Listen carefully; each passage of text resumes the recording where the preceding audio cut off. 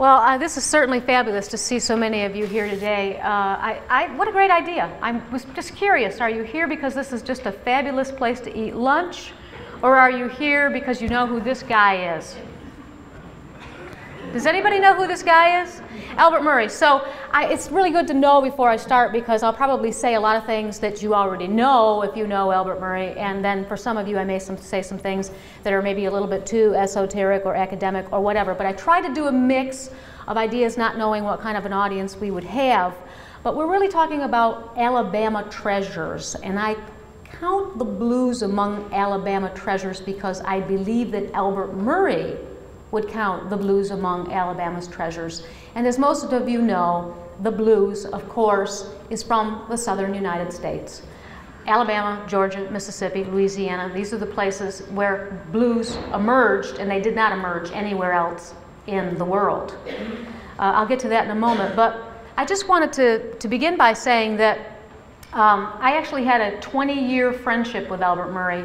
And as unlikely as it might seem to you that I would be having a 20-year friendship with Albert Murray, who passed away in August of 2013 at 97 years old, what we really had in common was a great appreciation for two Alabama things. And those two Alabama things are Tuskegee Institute / Tuskegee University and the blues.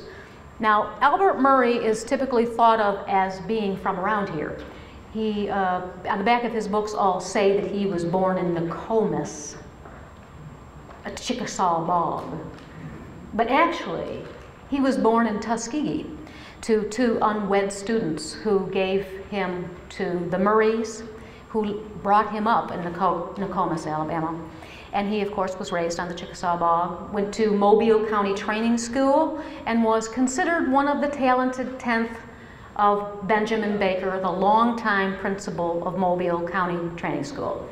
He went back to Tuskegee, actually, to find his father, and went to school there in 1935, and actually ended up living in an apartment that was in a house where his father lived. Nobody knew this in his lifetime. These are some of the things that I learned by spending so much time with him and talking to him. And as I mentioned to somebody earlier, Scotty, I think, thank you Scotty, by the way, for inviting me here today. If you wanted to talk to Albert Murray, all you had to do was say, Albert Murray, I'd like to talk to you. And he liked to talk, as you will find out in a moment. But he went back to Tuskegee in 1935. He graduated in 1939, married his longtime sweetheart, Moselle, who was also a Tuskegee graduate. Then went off to the Air Force to make a living, all the while studying and learning his art, but came back to Tuskegee between 1940 and 1955, off and on, to teach. He did not teach English. He did not teach literature. He taught military strategy. It's interesting. I, on the other hand, was raised in western New York State, where it's even colder today than it is here now. And as was mentioned, I was a musician for the first decade or so of my life after graduating high school. And then I came to Alabama to write a dissertation on the blues. And in 1993, I was lucky enough that my dissertation director, Bert Hitchcock, who many of you may know, introduced me to Albert Murray.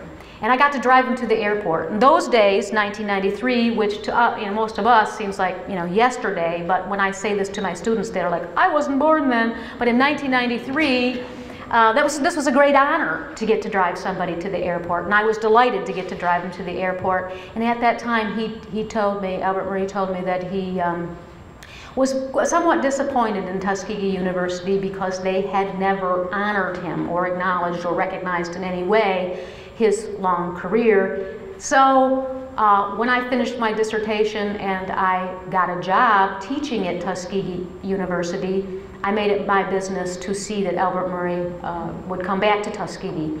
And we did manage to get him back in 1999. He gave the Ralph Ellison Memorial Lecture. In 2003, I brought him in my own car here to Mobile, where he was honored as a distinguished artist. And again, we remain friends all through the years. In 2003, this video, I'm just going to show you about 5 minutes so that you can get a flavor of what Albert Murray sounds like talking. We recorded this video. We remain friends. In 2006, I went to visit him in New York City. I was actually invited by Henry Louis Gates Jr. and Wynton Marsalis, two of his close friends, to come and honor him as he received an award from Harvard University. And then, of course, we started working on our book, we being the proteges of Albert Murray, and he had quite a few students that he drew close to him, and he wanted his legacy to be known. And he went to a lot of trouble to make sure that those of us who contributed essays to this book would know each other. So I hope you will pick up the book and read what those of us who knew him so well have said about him, but more importantly, I do hope that you will read Albert Murray himself. But just to give you a little taste of Albert Murray's verbal virtuosity, I'd like to let you hear him talking with me about his what I call grand scheme, which he called Cosmos Murray. And it all starts in Alabama, in Tuskegee. I hope that you can hear this. You'll have to listen carefully, but here he is. All they required was that the surveys of innocent returns, and even the Latin, these names. That's all it's got. You just can't remember. And that's what I thought education was, that aspect of education. Sometimes when you go in the library now, you see the dust cover from a book by Albert Murray hanging on the blackboard. That must be a good feeling to know that you made it. Your book, the students can go now. I wondered if it happened, something like that would happen. It does happen. As a matter of fact, I teach your stuff when I get the opportunity to, and usually if I'm teaching, a freshman course, I might assign, I like to teach the academic lead sheet from the Briar Patch Files. Oh, yeah. And I usually assign the Tuskegee section from South to a Variable Place, which is pretty challenging for freshmen. I think in an upper level class, the Hero of the Blues has got to be required. The Hero of the Blues, I think, is a kind of definitive, complete statement about that's why, people to overlook that, listen, because they have to work out a number of things themselves and they might not make it. Whereas, at this point, I was really trying to put together what my conception was, and then when I finally hit upon my metaphor, that is my basic approach to what life is. It's the second law of thermodynamics, which adds up to the blues, the tendency of all phenomena to become random. In other words, A, nothing, nothing. Yeah. So what makes it something? Metaphor. Exactly. Whether it's prose or whether it swings all the time like poetry. Then the idea is to make the prose swing like the poetry swing. It's a matter of writing, articulating the blues, and not the blues that gets confused as with a torch song, right. But a confrontation with the nothingness of the universe. In fact, in this last book we're talking about, you don't know what I mean by the blues? Go to a planetarium and sit there and look at the planetarium. And then think of the people the lies you told the people to listen. He told you because he knew about that swing. Because swing is an elegance. And elegance is about what makes human life worth anything. At that point, you see, something. I'll stop it there since I know not all of you can hear it. Talking about this, you want to understand what the blues is, you have to go to a planetarium. That's what he said. You have to go to a planetarium and look at the way all the stars are interconnected, because the blues is really a metaphor for everything. It took me a long time to figure out what all of this verbal virtuosity was leading to and what he meant. And what he was really talking about is the grand metaphor of the blues for the interconnectedness of all things. And the blues is this gem really because of its Alabama-ness to me. So I begin my essay in Albert Murray and the Aesthetic Imagination of a Nation, and I'm glad I named it that. I'm glad I called the book that because I love to hear people try to say that. The Aesthetic Imagination of a Nation, yeah, right. But in my essay, I try to sum up for you what Albert Murray just said to me, which is, what impresses me most about Albert Murray is his drive. As a young man studying at Tuskegee Institute, he seemed already to understand that the classes he was taking, the books he was reading, should come together in some grand scheme. Race and region and culture and life, and most importantly, art, are not only connected to each other, but create a synergy that speaks beyond America to the greatest stories ever told. He wouldn't rest until he had found a metaphor that aptly captured the interconnectedness of the greatest artists of all time with the life of a very gifted young Alabaman. So this is the way I try to frame how Alabama is related to this huge aesthetic theme that speaks to America, but also places America in the grander scheme of all great art, like the Odyssey. The metaphor is the blues, but when Albert Murray is talking about the blues, he's really talking about three separate concepts. Blues, the feeling, blues, the music, and blues, the aesthetic. So I want to try to tease those three concepts of the blues apart. Blues is that feeling that we all get when it's cold out. And you actually get blue because you're bummed out. Every person from every place gets the blues. Not just white people, not just yellow people, not just pink people, not just black people. All people of all circumstance will get the blues. What makes the blues about Alabama is that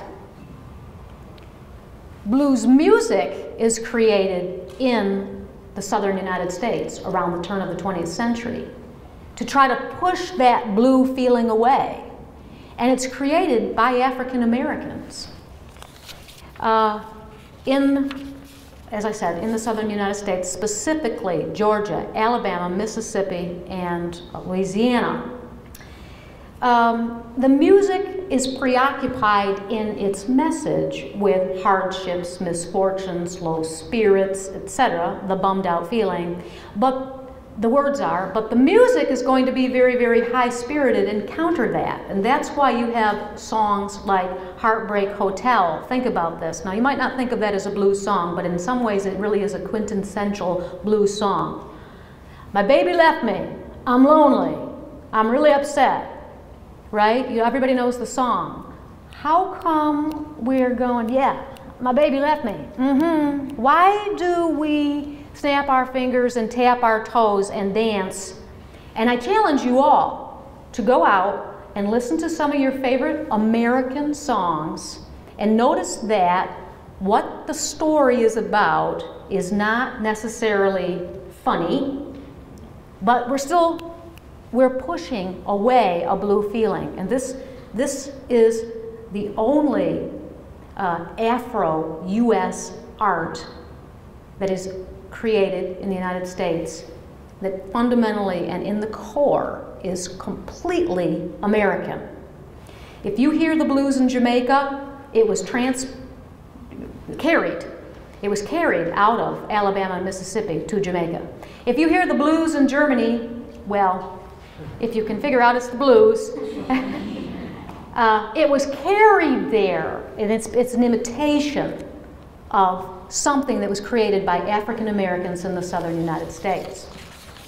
Blues is the key musical form in a long tradition known as the African American vernacular tradition.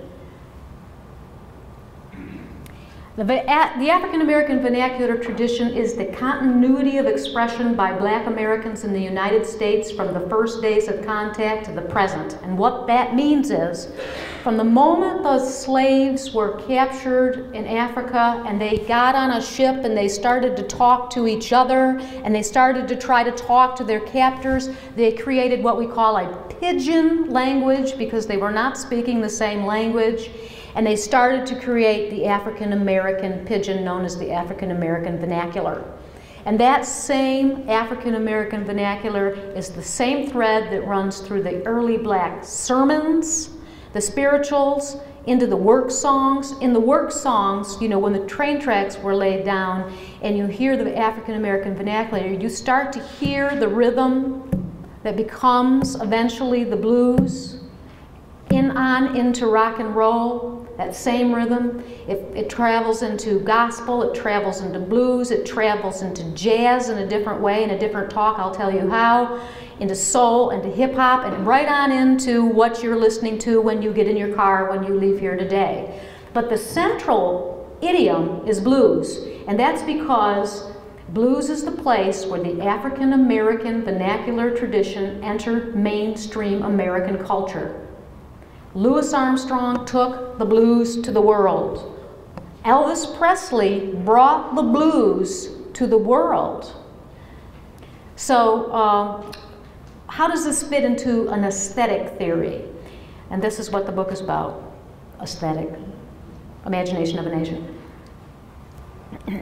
The blues aesthetic is a set of uniquely American aesthetic principles that acknowledges the importance of African American vernacular forms to mainstream American art.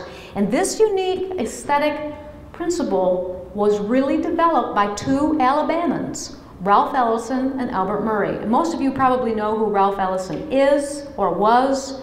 He wrote Invisible Man. He was one of the most well-known authors, well-known American authors through the 50s, 60s, and 70s.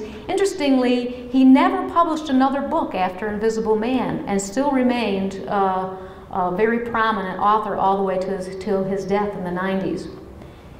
Ralph Ellison and Albert Murray formulated the blues aesthetic that claims that the influence of music can be made to speak to the entire American artistic scene. Murray and Ellison together asserted that the truest Americans were black Americans, for much of what was truly distinctive about America's national character was rooted in the improvisatory prehistory of the blues. Those of us who have studied Murray and Ellison, there's been a lot of talk. Did Murray imitate Ellison? Is Ralph Ellison really the person who said the blues is the main art that the United States has? And that if you're seeing American art, you're seeing something related to the continuity of African American expression. So was it Ralph Ellison or was it Albert Murray? Well, the truth of the matter is they did it together. And this was not really known until really recently. But Ralph Ellison and Albert Murray both went to Tuskegee Institute. But Ellison was a junior already when Murray got there in 1935.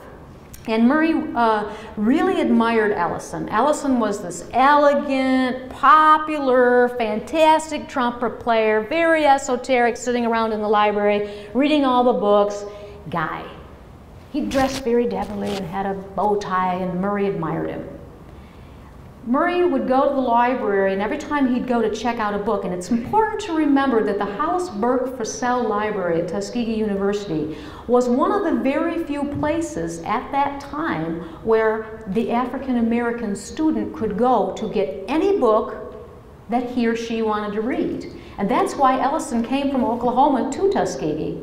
And that's why Murray came from Mobile to Tuskegee, other than that, and to live with his father.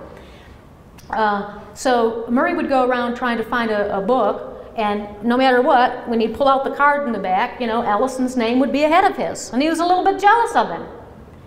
And Ellison actually worked at the counter in the House Burke Fussell Library, and Murray was looking for a copy of Shakespeare's Hamlet, and he saw Ellison.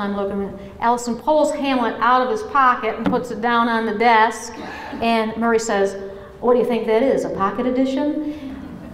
Ellison didn't smile, and they did not become friends. But that was the very first words that Albert Murray ever spoke to Ralph Ellison. But later on, in New York City, they were introduced by publishers and editors, and they became friends, and they started a conversation, and they started to write letters back and forth. And those letters are, of course, now published in Trading Twelves, the selected letters of Ralph Ellison and Albert Murray. But during those years, 1940 to 1955, Murray was receiving those letters on the campus of Tuskegee University because he was there teaching military strategy in between stints in the Air Force. So somehow Tuskegee in Alabama gets into this blues aesthetic. This is why I try to bring Alabama back to the center of the book, and the whole book begins with this quote, the introduction to the book. No one has more eloquently and thoroughly represented Alabama's influence on the art and culture of the United States than Albert Murray. The lush landscape of Murray's Alabama have always fed his astonishingly imaginative creative capacity and provided a spyglass tree from which he formulates both his poetic vision and his insightful cultural critiques. As a journeyman who made his way from Mobile County Training School to Jazz at Lincoln Center, he was a founder of Jazz at Lincoln Center, by way of Tuskegee Institute, he all the while conspired with the most critically acclaimed artists of the century, changing what Murray called the fake lore of white supremacy into a new folklore that conclusively illustrate that the blues idiom statement most completely reflects the elegant grace of the Southern and Black vernacular maneuvers at the core of what is truly American about our art. And I know that's a lot of words, so let me break that down for you. One of the things that Murray did right away was publish a book that Scott mentioned to me earlier, The Omni-Americans, where he said, all y'all, we're all black in our art. In fact, we are incontestably mulatto if you want to look at America's art. There's no other way to see it. And that's why he called us the Omni-Americans, the everything Americans. All throughout his writing career, he is trying to develop this theory that we hear him talking about, and he's applying it to fiction, writing some more theory, applying it to poetry, writing some more theory. And over the course of about 30 years, he publishes 13 books. And he gets a very, very late start because he's 54 when the first one comes out. I take this as a sign that there's still hope that I can accomplish something. 54! This man is driven. The whole beginning of his career, he's studying, he's reading, but he's also trying to make a living because he's supporting his wife and his daughter, and he wants to get that settled. Ellison, of course, has come out with Invisible Man in 1952. He's way, way, way ahead, but he never publishes another book, per se, a few essays. Murray publishes The Omni-Americans in 1970. People, they talk about the way that people would be riding the train in New York and they'd have the Omni-Americans covered up with some other book so people wouldn't know they were reading it, because it was quite a flap when he said, all y'all, we are incontestably mulatto, all of us. And that was his main thesis in Omni-Americans, 1970. 1971, the next year, the travelogue, South to a Very Old Place. 1973, The Hero and the Blues, which I'm asking him about in this tape, and I don't know if you could hear it at all, but he's saying he's beginning to lay out his theory in The Hero and the Blues. This is a fantastic book. Train Whistle Qatar, 1974 is the first novel. Here he introduces his alter ego, Scooter. And Scooter is running around on the Chickasaw Bog, playing, learning his mother wit. This whole story told in a blues idiom. Then Good Morning Blues in 1985. And you see there's 10 years between those two books.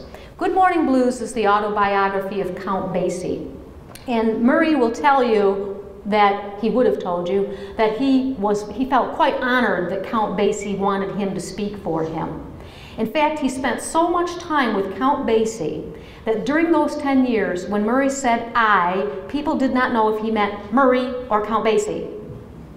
And he, all the way up until the end, the last time I saw him, he had a big rack of tapes of Count Basie talking. Count Basie had asked him to please destroy those tapes of him talking because Count Basie felt that he was not very eloquent in his telling of his stories. And when you read Count Basie's autobiography, Good Morning Blues, you're really hearing Albert Murray talking. But he's telling Count Basie's story. You know, Murray never did destroy those tapes. As I mentioned, he died last year, 2013, and they're still there. So I may be inquiring about them. But you know, magnetic tape does not hold up that well, so I'm not really sure what you'd hear anyway. But I would love to hear Count Basie telling these really rough stories with a few swear words here and there. Anyway, so Murray loses 10 years working on Count Basie. Comes back with Stomping the Blues in 1989. If you want to know the blues, this book is a great place to start. He really shows how there was not much difference between the Saturday night confunction and the Sunday morning gospel. That the blues and gospel are very, very, very close when they emerge. Seven League Boots in 1995 is the third novel. Oh, wait, I missed one. Spyglass Tree 1991 is the second novel. In the Spyglass Tree, Murray takes Scooter to a Tuskegee Institute type university and shows him doing his Tuskegee thing. This book is a really good counter to Invisible Man. If you've read Invisible Man, then you know that you've got 6 chapters in Invisible Man talking about Tuskegee Institute. That it's practically scary because you can read Invisible Man and actually, to this day, walk around Tuskegee and see the pictures hanging right where Ellison said they were. So Spyglass Tree is a little bit Murray's answer to Invisible Man. Seven League Boots is the third novel. Scooter goes off on the road in a Duke Ellington type band. Then my favorite book, The Blue Devils of Nada, comes out in 1996. And this was the main book that I used to write my book, The Blues Aesthetic and the Making of American Identity, which precedes this book, which has an equally hard-to-say title. But The Blue Devils of Nada is where Murray takes this mulatto blues aesthetic theory and he shows how it applies to Faulkner. It applies to Hemingway, just the same as it applies to Louis Armstrong and Duke Ellington. And Romare Bairden, the famous painter who was a dear, dear friend of Murray's. If you go to Murray's apartment, he'd have huge Romare Bairden paintings all over his apartment. It was just gorgeous. I'd like to know where they are too. In 2000, Trading 12s, the selected letters are published. In 2001, this little gem from the Briar Patch File, a very, very thin book of theory, which if you're teaching, this is a wonderful way to quickly enter the Murray story. Conjugations and Reiterations, also in 2001, that's a very slim volume of poetry. And Murray wrote this poetry all his life. He bought a leather binder with the money that he was given for his first installment for Train Whistle Guitar, and he started copying the poems into the binder, and he worked these poems all his life and luckily was able to publish them in 2001. And then, of course, the last novel, The Magic Keys, in 2005. And in this book, Scooter goes off to graduate school. All the while you see Murray working out what he called Cosmos Murray. If you want to know what the blues is, go to a planetarium. Everything is connected, but to some degree, I would argue that it's connected back to Alabama and forward to all the greatest art in the world. Cosmos Murray laid down in the Omni-Americans and the Hero and the Blues and riffed on throughout all of his other works. The theory holds that the blues idiom statement best illustrates a uniquely American aesthetic that equals fine art at its finest because within it are, and here I'm going to use a couple, just 3 pragmatic functions that Murray talks about over and over and over again. Because within it are representative anecdotes forged in antagonistic cooperation that fulfill the vernacular imperative. And like I used to say to my students at Tuskegee, if you want to impress your parents, learn these 3 words and you will be able to have a primer on Albert Murray where you can talk to anybody. You say, oh yes, I know all about that. You're talking about the... No. So the representative anecdote is just a story. It's a function. So we tell stories for a reason. The representative anecdote is a story that serves as an example of heroic engagement with the obstacles ever present in human experience. I'm watching a very, very terrible television series right now. There's no story. There's no hero. He's not doing anything. There's no beginning, there's no end, there's no... We need a heroic story in our art. There are heroic stories in the blues. But there's never going to be a hero without an antagonist. Antagonistic cooperation is the constant threats and aggravations that generate the necessity for heroic action. Here comes the Penguin. Batman's got to rise to the challenge, right? Here comes the Joker. Batman's got to rise to the challenge. If there's not anybody antagonizing the hero won't act. In the blues, there's always going to be an antagonist. If you go back in the vernacular tradition, you find the ways that African Americans creatively thought about ways to talk about their antagonizers. And that's part of American art. In the early days, the antagonism was not talked about directly. But the antagonist always had to be there. And then probably the most difficult concept in the pragmatic functions, the vernacular imperative, is the artist's obligation to establish functional relevance. If the art doesn't work, functional relevance within vernacular communication. People have to understand what you're saying in the vernacular communication of the people, and then stylizing it within the artistic tradition. So what this means is, Duke Ellington took something as simple as the blues, and I would go ahead and go out on a ledge and say, there's probably not anybody in this room who can't sing a blues. You all know a blues. I'm knowing that. It's true. It's simple. It can't be any simpler than that. Duke Ellington took that and stylized it into something we know it's American. There's nobody else that can do it. And it's very, very modern. It's what we call high modernism because it's so stylized, even though in its core, it's the simplest American vernacular form I can think of. In orchestrating a comprehensive vision of American aesthetics that emphasizes the centrality of African American contribution to American identity and art, Murray has elevated his Alabama-bred perspectives to elegant statement of universal relevance in 21st century aesthetic discourse by selecting pragmatic functions associated with classic art and playfully imagining how they apply to the life and art that he has observed. So that's a very fancy way to say what I just said, which is the blues will be stylized, this very simple thing, into something fancy. I want to go just for a second, though, into the very, very, very simplicity of the blues, if you'll allow it. Here you have it. I'm just using this as an example. This is a poem from Conjugations and Reiterations. And I didn't give you every single verse, but what you see here is the very simple concept you all know. The hero, it's morning, he hears the rooster crow, he hears the whistle moaning, and the train is calling him to get up out of there. The character is Old Grandpa, and Old Grandpa is going to steal away.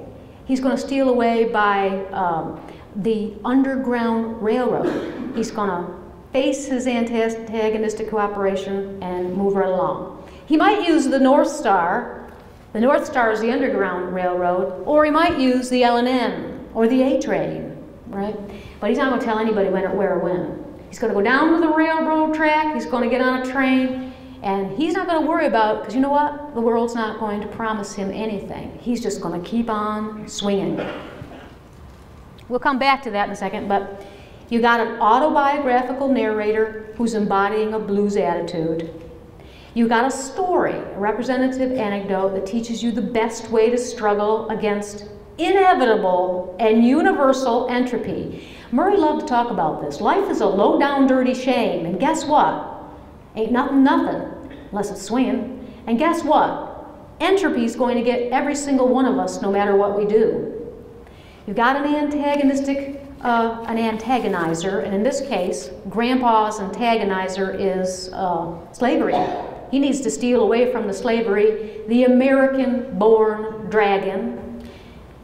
And we have the vernacular imperative because we have the artist using the language that he knows to create a piece of art.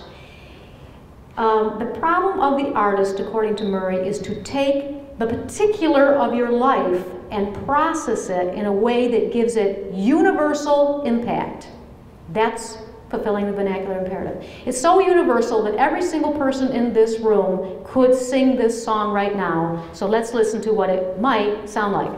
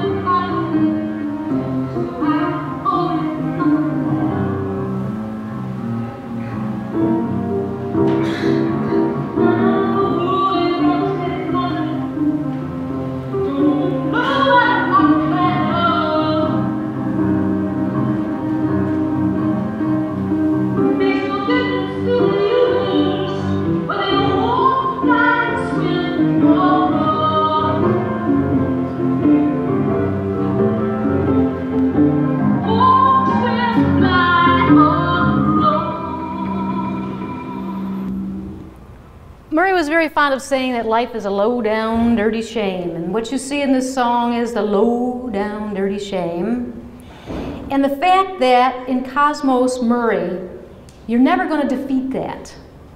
All you can do is keep on swinging, keeping the blues at bay, walking, swimming, flying, or crawling. But eventually, that'll catch up with you. But we have an obligation to try to push it back. We have an obligation to try to keep on swinging, even though we know the end of the story. The blues is the form of vernacular most familiar to Albert Murray and to the speaker of the poem. Murray accomplishes the vernacular imperative both by writing what he knows, this is actually his own story, and by referring to the masters and extending a tradition further. Murray would be very upset with me if I did not make the connection to high modernism. Murray says that creative effort means entering a colloquy with the form, in the sense that he resembles the high modernists like Eliot and Joyce because he knows, refers to, responds to the masters of the tradition, but in Murray's case, they are masters of both the literary tradition and the blues tradition. Most of the people who read Murray and work on Murray have the problem with the fact that there is no one-to-one relationship between music and literature. So Murray relies on continuity and improvisation, just as it is central to the African American vernacular tradition. The vernacular thread that runs from the spirituals to gospel, from soul music to blues and jazz, resembles the vernacular tradition at work within literary art. Remember, he's a literary artist. Murray is a writer. So he was trying to figure out how to make this metaphor of blues work in writing. Two more things. Murray says, the artist derives not from nature itself, but from other artists. And the sense of life which any given artist expresses always involves an interaction with other works of art. And he says, we all learn from Mann, Joyce, Hemingway, Eliot, and the rest, but I'm also trying to learn to write in terms of the tradition I grew up in, the Negro tradition of blues, stomps, ragtime, jumps, and swing. After all, very few writers have done as much with American experience as Jelly Roll Morton, Count Basie, and Duke Ellington. Murray was trying to make the blues as important as T.S. Eliot. And he was able to come to this theory by talking to a lot of really smart people and reading a lot of books, with his reading starting very, very early at Mobile County Training School and going all the way to the end of his life with a very long stopover in Tuskegee at the Hollisburg Purcell Library.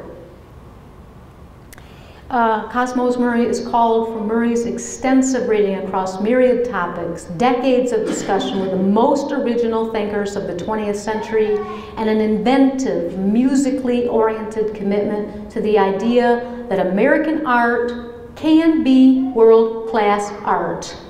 Besides Ralph Ellison, here are just a few of the other people that have been seen hanging around Albert Murray's apartment. Romare Bearden, Stanley Crouch, Wynton Marsalis, Henry Louis Gates, Duke Ellington, Count Basie, JoJo Jones, Cleanth Brooks, Ernest Gaines, James Allen McPherson, C. Van Woodward, Robert Penn Warren, and then the legacy, because Murray was so convinced that he needed to leave a legacy that people would know who he was. He would go out and he would try to find people and connect them together, which is why he said to me, sit down with me and talk to me. And he then introduced me to the people who are in our book: Paul Devlin, Lauren Walsh, Roberta McGuire, who wrote Conversations with Murray, Greg Thomas, Eugene Holly Jr., and the wonderful photographer Carol Friedman, who shot this picture on the cover and has shot all the jazz greats.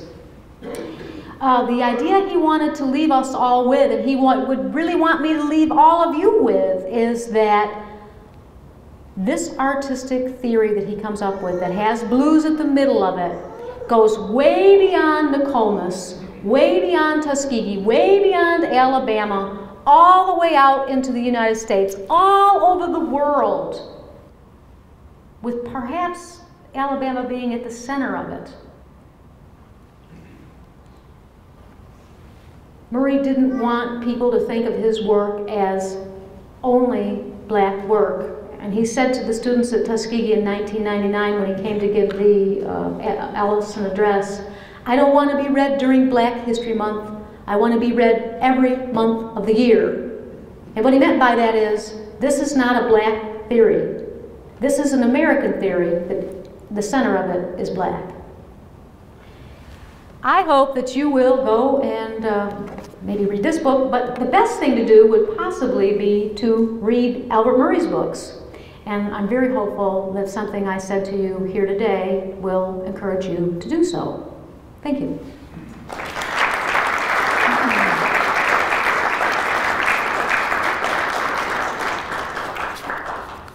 I'll be happy to answer any questions if anybody has a question.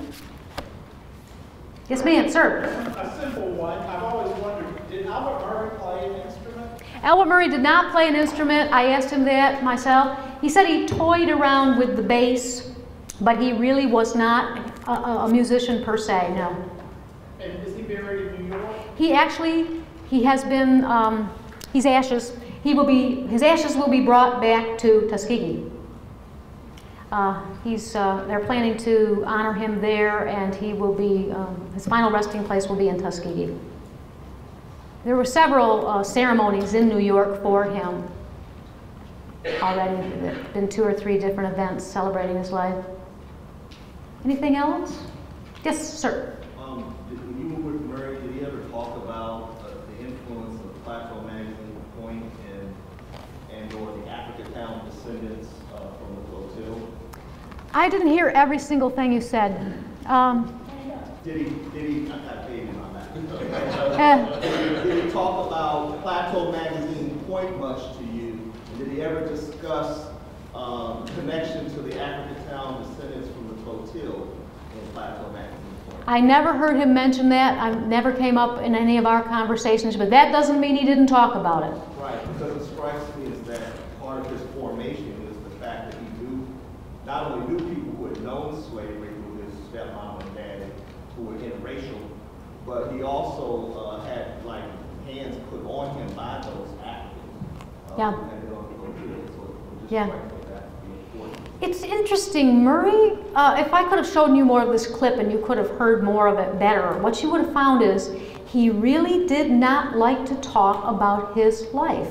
The question I asked him at the beginning of the clip is, tell me about, for example, this is a different topic, but tell me about teaching at Tuskegee. I was very curious about what that would have been like. He jumped right off and went into his grand scheme, and it went all over the place. And sometimes it was hard to follow, but I never heard him mention that, but I'd love to ask him. Anybody else? Yes, sir. I don't have an axe to grind. But I'd be interested in your reaction to this assertion. I think you'd have a stronger case if you spoke of him as a representative of the genius of regionalism in this country. Because I think you could take Charles Ives or Gershwin or Thomas Hart Benton or the Protestant Irish who came out of the Carolinas over the Cumberlands and say the same thing about him. Yeah, I think that similar cases have been made about many people. I do know, though, and this is why I gave the quote about Murray was very clear that he did not want to be thought of as an Alabama writer, he did not want to be thought of a Southern writer, and he was allergic to regionalism. But you can see by depending on an Alabama at the scheme, he's kind of contradicting himself. So, you know, I think your point is well taken. But he certainly would not have wanted to have been thought of as a regional writer because he thought that that Southern and black thing spoke to every American and beyond. but I agree with you. What I didn't mean so much is that he's a regionalist, which I think he obviously was, but that the blues became so American because of the genius of things that happened in the American regions. You're not going to get the blues out of Alaska. Right, exactly.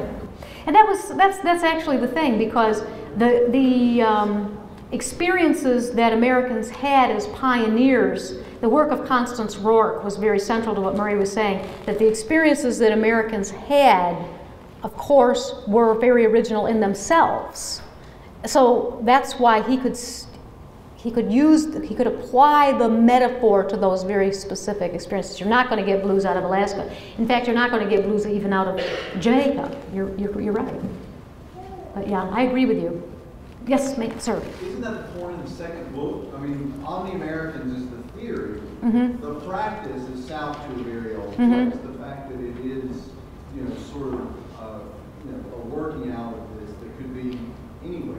Right.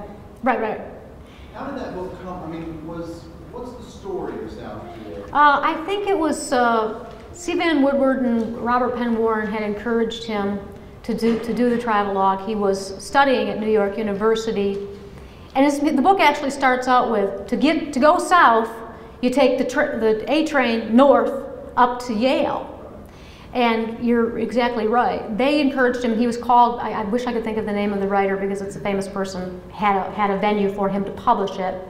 And he went up there to talk to them and then went on this journey and wrote this book, which is, it's very Faulknerian or very almost Joycean in the sense that very few people can actually follow the thread all the way through the book. It's complex in a way, with the idea being this is the world.